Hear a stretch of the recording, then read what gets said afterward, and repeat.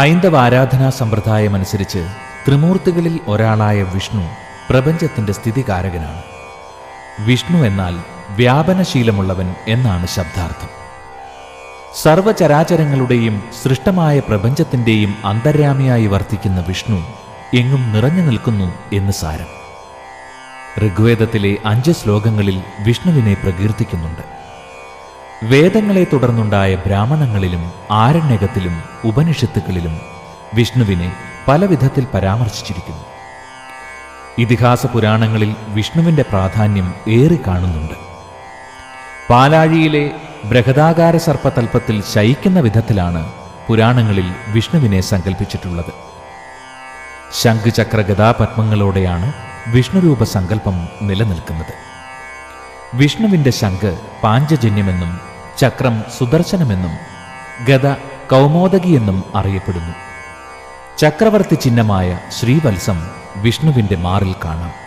ശംഖുചക്ര ഗദാപത്മങ്ങളുടെ ക്രമവ്യതിയാനങ്ങളനുസരിച്ച് വിഷ്ണുവിന് 24 സങ്കല്പഭേദങ്ങൾ ഭാരതത്തിൽ പ്രചരിച്ചു. ചതുർവിംശതി രൂപങ്ങൾ എന്നറിയപ്പെടുന്ന വിഷ്ണുവിന്റെ ഈ 24 സങ്കല്പങ്ങൾ ഭാരതത്തിന്റെ വിവിധ ഭാഗങ്ങളിൽ ആരാധിക്കപ്പെട്ടു പോരുന്നു.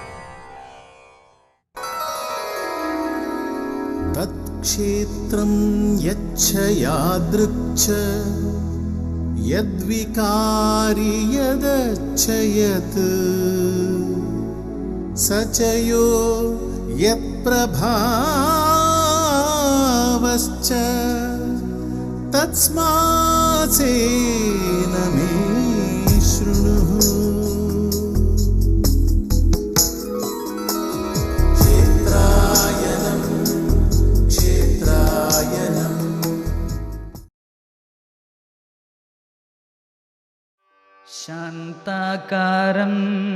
സമസ്ത ചരാചരങ്ങളിലും സന്നിഹിതനായിരിക്കുന്ന സർവേശ്വരനായ വിഷ്ണു സകലവ്യാപിയാണ്. പ്രപഞ്ചമാകെ വ്യാപിച്ചിരിക്കുന്ന വിഷ്ണു തത്വത്തിന്റെ പ്രതീകാത്മക ചിഹ്നങ്ങൾ പേറുന്ന ഉദാത്ത ക്ഷേത്ര മാതൃകകൾ കൈരളിയുടെ കളഭച്ചാർത്ത് പോലെ കേരളത്തിൽ എവിടെയും കാണാം. സർവമംഗളകാരകനും സ്ഥിതി പരിപാലകനുമായ മഹാവിഷ്ണുവിന് മലയാള ദേശത്ത് ആദ്യോപഹാരമായി സമർപ്പിക്കപ്പെട്ട അതിപുരാതനമായൊരു ക്ഷേത്രത്തിന്റെ ഗോപുരവാതിലിലാണിപ്പോൾ ക്ഷേത്രായനം. പീതകൗശേയവാസം ശ്രീവത്സാംഗം കൗസ്തുഭോൽഭാസിതാംഗം പുണ്യോപേതം പുണ്ടരീകായതാക്ഷം വിഷ്ണും വന്ദേ സർവലോകൈകനാഥം. സശംഖചക്രം സകിരീടകുണ്ടലം. ഇത് കേരളത്തിലെ ആദ്യകാല വിഷ്ണു ക്ഷേത്രങ്ങളിലൊന്നായ തൃക്കുലശേഖരപുരം ശ്രീകൃഷ്ണസ്വാമി ക്ഷേത്രം.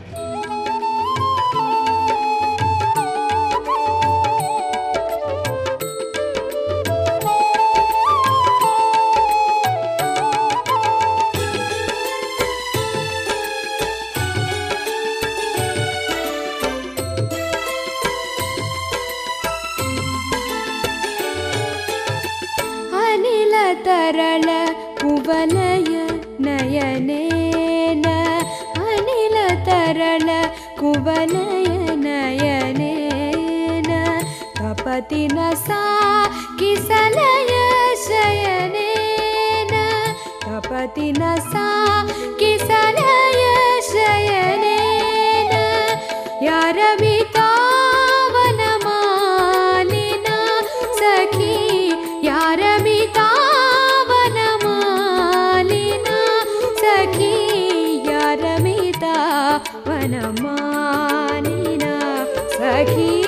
यारमिता वनमालिना.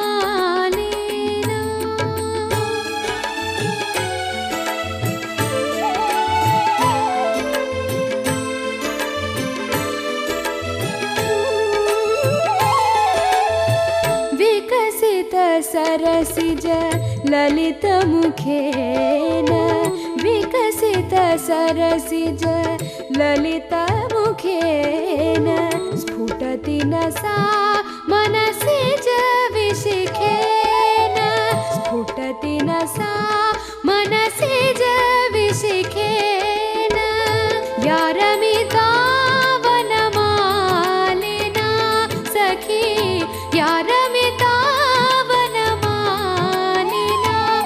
सखी यारमिता वनमालिना सखी यारमिता वनमालिना.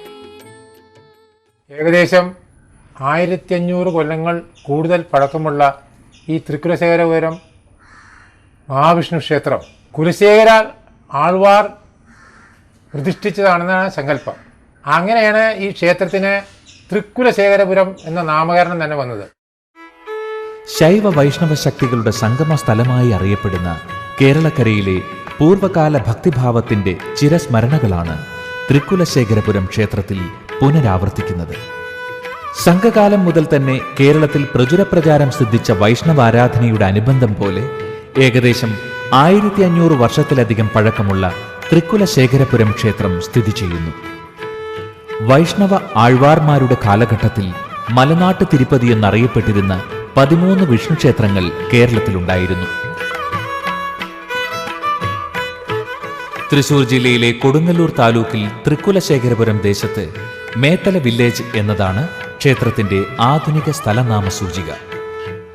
എറണാകുളം ഗുരുവായൂർ യാത്രാമാർഗത്തിൽ കൊടുങ്ങല്ലൂരിനടുത്തുള്ള തിരുവഞ്ചിക്കുളം ക്ഷേത്രത്തിന് സമീപത്തായാണ് തൃക്കുലശേഖരപുര ദേശം കാണപ്പെടുന്നത്. മഹോദയപുരം വാണ കുലശേഖര ആൾവാർ തന്റെ രാജധാനിക്ക് സമീപം ഈ വൈഷ്ണവ ക്ഷേത്രം സ്ഥാപിച്ചതിന് കാരണമായി പറയപ്പെടുന്ന ഒരു ഐതിഹ്യമുണ്ട്. ഈ 1500-1600 കൊല്ലം മുമ്പ് ഇവിടെ ഭരിച്ചിരുന്ന കുലശേഖര ആൾവാർക്ക് ഒരു രാത്രിയിൽ ഭഗവാൻ സ്വപ്നരൂപത്തിൽ വരുന്നും ദർശനം കൊടുത്തെന്നും എൻ്റെ ഒരു ക്ഷേത്രം ഇവിടെ പണിയണമെന്ന് ആവശ്യപ്പെടുകയും ചെയ്തു. അപ്രകാരം പ്രധാനപ്പെട്ട ഒരു ശില്പിയെ തമിഴ്നാട്ടിൽ നിന്ന് വരുത്തി ചതുർബാഹുവായ വിഗ്രഹത്തിന് നവനീത കൃഷ്ണനായിട്ട് മനസ്സിൽ സങ്കല്പിച്ച് ചതുർബാഹുവായ ഒരു വിഗ്രഹം ഉണ്ടാക്കി. ആ വിഗ്രഹം സീസൺ ചെയ്യാനായിട്ട് ഈ നമ്മുടെ തൊട്ടടുത്തുള്ള കൊടുങ്ങല്ലൂർ കായലിൽ താഴ്ത്തി സ്ഥാപിച്ചു എന്നാണ് ആദ്യത്തെ സങ്കല്പം. സ്ഥാപിച്ചു കഴിഞ്ഞ് ഈ അമ്പലം പണിത് കഴിഞ്ഞപ്പോൾ വിഗ്രഹം സ്ഥാപിച്ച സ്ഥലം കൃത്യമായിട്ട് രാജാവിനോ ബാക്കിയുള്ളവർക്കോ ഓർമ്മ വരുന്നില്ല.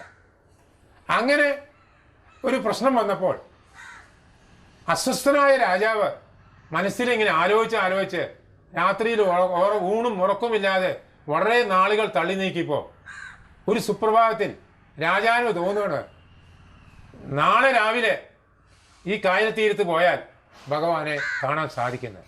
അപ്രകാരം അദ്ദേഹം ചെല്ലുമ്പോൾ ഈ വളരെയധികം താഴ്ചയിൽ കിടന്നിരുന്ന ഈ വിഗ്രഹം തന്നെത്താൻ പൊന്തി വരികയാണ് വെള്ളത്തിൻ്റെ മുകളിലേക്ക്. പൊന്തി വന്ന് അപ്പോൾ എല്ലാവരും സന്തോഷമായി. അതിൻ്റെ വേണ്ട ആചാര്യന്മാരെല്ലാം വന്നു, നമ്പൂതിരിമാർ വന്നു, വിഗ്രഹത്തെ സ്വീകരിച്ചു, എഴുന്നള്ളിച്ചു കൊണ്ടുവന്നു. അത് കഴിഞ്ഞ് വിഗ്രഹം ഇവിടെ സ്ഥാപിച്ചു. അന്ന് വിഗ്രഹ പ്രതിഷ്ഠയ്ക്ക് ശേഷം ആ ഭഗവാന്റെ സന്തോഷം കൊണ്ട് വീണ്ടും കുലശേഖര ആൾവാർക്ക് ഒരു ദർശനം കൊടുത്തു. ആ ദർശനത്തിൽ നിന്നും അദ്ദേഹം രചിച്ച ഒരു മനോഹരമായ കാവ്യമാണ് മുകുന്ദമാല. അത് ഇന്നും വളരെ പ്രസിദ്ധമായ ഒരു കാവ്യമാണ്.